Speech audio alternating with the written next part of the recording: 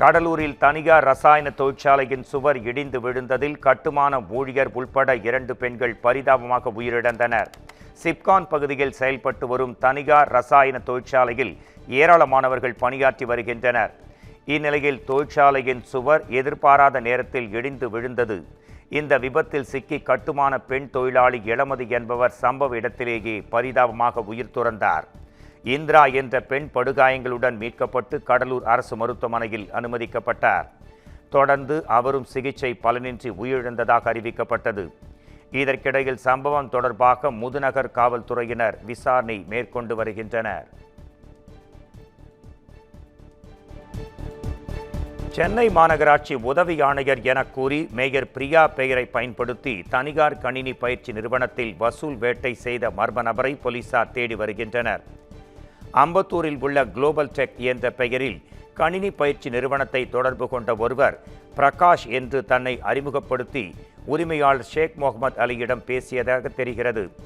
அரசு பள்ளி நிகழ்ச்சியில் மேயர் பிரியா பங்கேற்கும் நிகழ்வுக்காக 10,000 ரூபாய் கேட்கவே அவர் அதை மறுத்ததால் வரி, உருவம் உள்ளிட்டவற்றை சுட்டிக்காட்டி மிரட்டியதாக தெரிகிறது. தொடர்ந்து 2,000 ரூபாய் தர ஒப்புக்கொண்ட நிலையில் பிரகாஷ் அனுப்பியதாக கூறி பாண்டியன் என்பவர் பணம் பெற்றுச் சென்றார். இந்நிலையில் மேயர் பிரியா நிகழ்ச்சி போலி என்பதை அறிந்து கொண்ட ஷேக் முகமது அலி அளித்த புகாரின் அடிப்படையில் வழக்கு பதிவு செய்து அம்பத்தூர் காவல்துறையினர் தீவிர விசாரணை நடத்தி வருகின்றனர். தருமபுரியில் மாணவிகளிடம் பாலியல் சீண்டலில் ஈடுபட்ட தனியார் பள்ளியின் தலைமை ஆசிரியர் பாக்சோ சட்டத்தில் கைது செய்யப்பட்டார். சிடுவம்பட்டி அரசு தொடக்கப்பள்ளி தலைமை ஆசிரியரான கண்மலர் நடராஜ் தம்பதியினர் ஏரியூரில் அதிகமான் மேல்நிலைப் பள்ளியை நடத்தி வருகின்றனர். பள்ளியை அவரது மகன் வினு லோகேஸ்வரன் நடத்தி வரும் நிலையில் திருமணமாகி அவருக்கு 2 பெண் குழந்தைகள் உள்ளன. அந்த பள்ளியில் பயிலும் ஒரு மாணவி திடீரென்று 2 நாட்களாக விடுப்பு எடுக்கவே பெற்றோர் சந்தேகத்துடன் விசாரித்ததாக தெரிகிறது. அப்போது வினு லோகேஸ்வரன் தன்னிடம் பாலியல் சீண்டலில் ஈடுபட்டு தகாத முறையில் பேசி வந்ததாக மாணவி தெரிவித்ததாகவும் சொல்லப்படுகிறது. தொடர்ந்து பென்னாகரம் அனைத்து மகளிர் காவல் நிலையத்தில் மாணவியின் பெற்றோர் புகார் அளித்தனர். இதையடுத்து மாணவியின் செல்போனை ஆய்வு செய்து புகாரை உறுதிப்படுத்திய போலீசார் பாக்சோ சட்டத்தின் கீழ் வினு லோகேஸ்வரனை அதிரடியாக கைது செய்தனர்.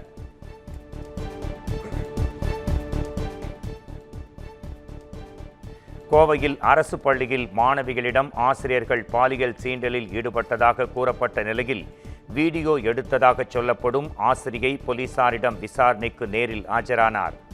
பொள்ளாச்சி அருகே உள்ள கிணத்துக்கடவு அரசு உயர்நிலைப் பள்ளியில் 3 மாணவிகளுக்கு ஆசிரியர்கள் பாலியல் தொல்லை அளித்ததாக புகார் எழுந்தது.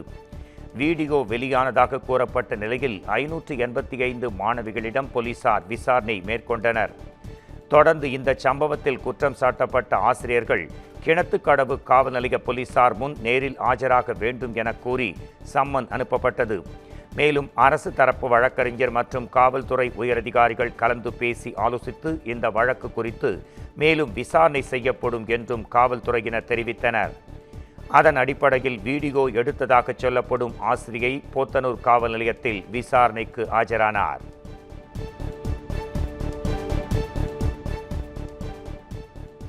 கொடுங்குற்ற வழக்குகளில் சாட்சிகளாக உள்ள குழந்தைகளின் உளவியல் பாதுகாப்பு விதிகளை வகுக்க பல்துறை குழு அமைக்க முடிவெடுக்கப்பட்டதாக சென்னை உயர்நீதிமன்றத்தில் தமிழ்நாடு அரசு தெரிவித்துள்ளது.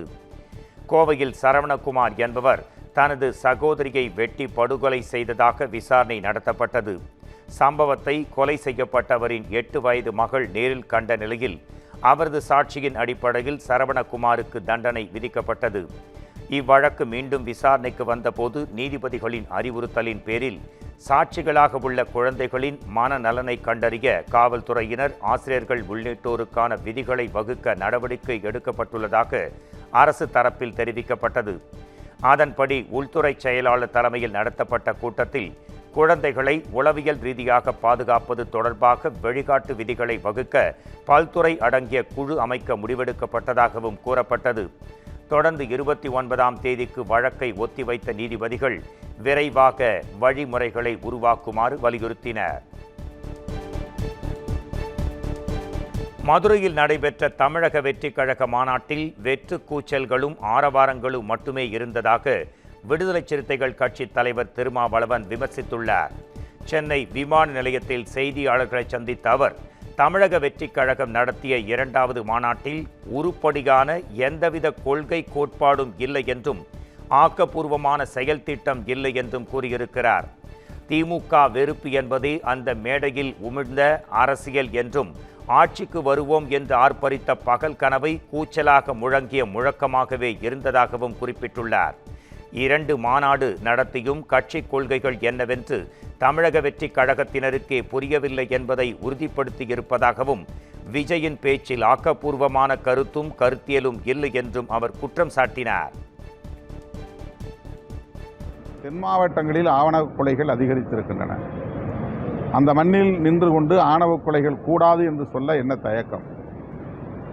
ஆணவ கொலைகள் குறித்து கருத்து ஏதும் சொல்லவில்லை. ஏனென்றால் கருத்தியல் சார்ந்து இன்னும் அவர்கள் விவாதிப்பதற்கே தயாராக இல்லை. ஆட்சி அதிகாரத்தில் இருப்பவர்களை விமர்சிக்கக்கூடாது என்று நாம் சொல்லவில்லை. அதிகாரத்தின் மீது இருக்கிற வெறி திமுக மீதான வெறுப்பாக மாறுகிறது, அவ்வளவுதானே தவிர கொள்கை சார்ந்த விமர்சனங்களாக இல்லை.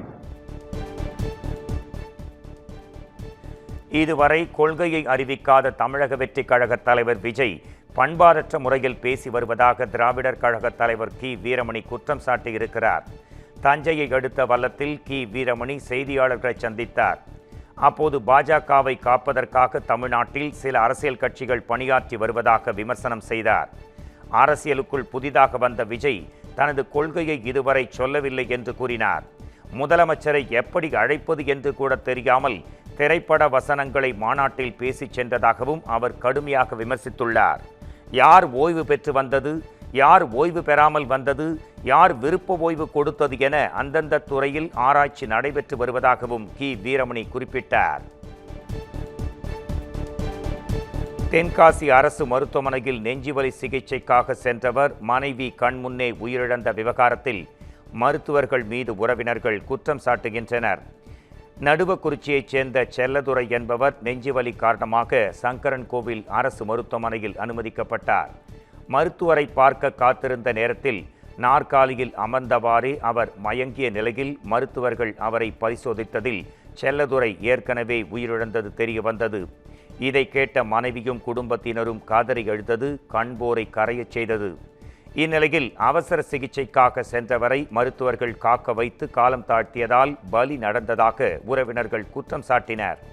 தீவிர சிகிச்சைக்காக அனுமதிக்கப்படும் நோயாளிகளை காத்திருக்க வைக்காமல் மருத்துவர்கள் உரிய சிகிச்சை அளிக்க வேண்டும் என்று சமூக ஆர்வலர்கள் கோரிக்கை முன்வைக்கின்றனர்.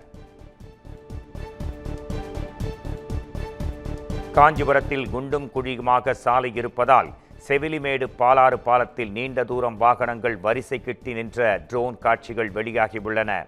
பாலாற்றின் குறுக்கே 20 ஆண்டுகளுக்கு முன் நெடுஞ்சாலைத்துறையால் கட்டப்பட்ட பாலத்தில் சாலை மிக மோசமாக இருந்ததால் தார் சாலை அமைக்கப்பட்டது. தொடர்ந்து சில மாதங்களிலேயே அதுவும் சேதமடைந்ததால் வாகனங்கள் பல கிலோமீட்டர் தூரம் காத்திருந்து செல்லக்கூடிய சூழல் இருப்பதாக மக்கள் தெரிவிக்கின்றனர்.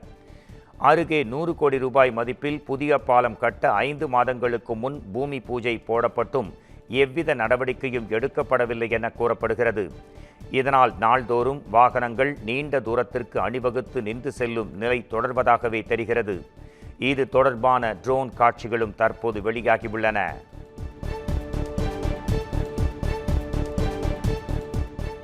கடலூரில் மின்கம்பம் அமைப்பதற்கான தகராறில் தாய் மகனை முன்னாள் திமுக கவுன்சிலர் அடியாட்களுடன் தாக்கியதாக அதிரடி புகார் எழுந்துள்ளது.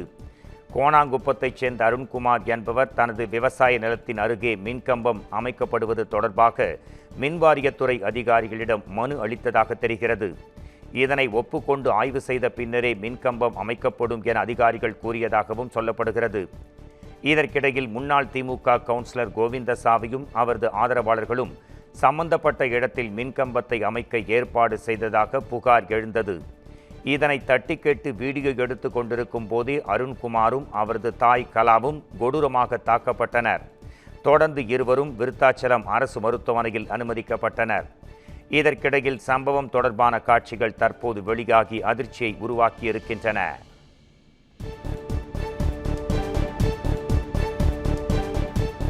சென்னை மயிலாப்பூரில் காப்பகத்தில் தங்க வைக்கப்பட்டிருந்த 5 வடமாநில பெண்கள் தப்பி ஓடிய சம்பவம் அதிர்ச்சியை உருவாக்கியிருக்கிறது. மயிலாப்பூரில் அமைந்திருக்கும் அரசு பெண்கள் காப்பகத்தில் குற்ற வழக்குகளில் கைது செய்யப்படும் பெண்கள் மற்றும் சிறார்கள் தங்க வைக்கப்பட்டிருக்கின்றனர். அந்த வகையில் பாலியல் தொழிலில் ஈடுபட்ட வழக்கில் கைதான வடமாநில பெண்கள் சிலர் இந்த காப்பகத்தில் தங்க வைக்கப்பட்டுள்ளனர். இந்நிலையில் 5 வடமாநில பெண்கள் காப்பகத்தில் இருந்து தப்பிச் சென்றனர். இது தொடர்பாக காப்பக வார்டன் புகழரசி அளித்த புகாரின் அடிப்படையில் மயிலாப்பூர் போலீசார் விசாரணை நடத்தி வருகின்றனர்.